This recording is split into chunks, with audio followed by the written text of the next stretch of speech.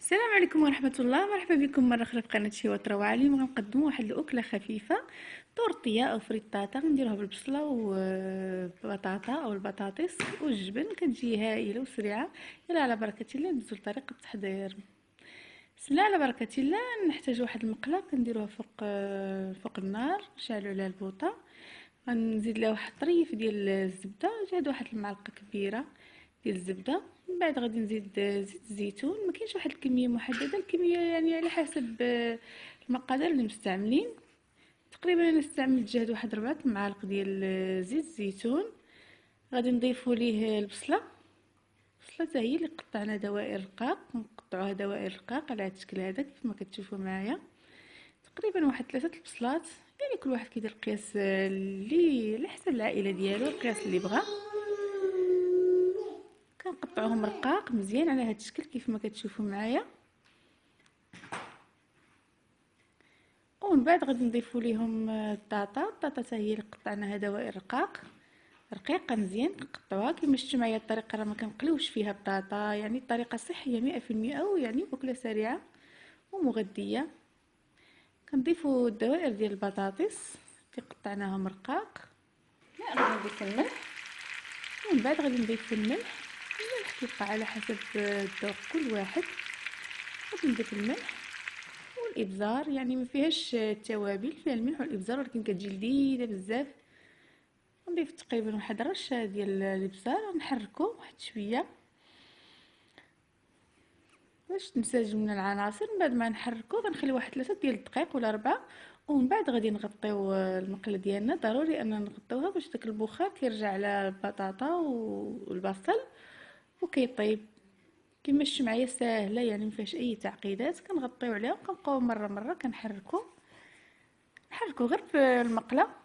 كنديو نجيبو في المقله بلا ما كنديرو المعلقه ديال الخشب، باش كنحافظوا على دوك الدوائر كيبقاو لنا صحاح. غادي نخليوها، وكما قلت لكم غنبقاو نحركو بين الفينه والاخرى مره. انا غادي نعاود نرجع نحركها.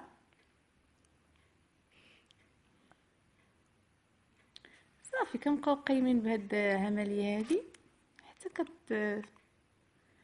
كطيب لنا البطاطا ديالنا والبصل، كيتعسلوا كيتعلكوا، كيطلقوا واحد المذاق زوين.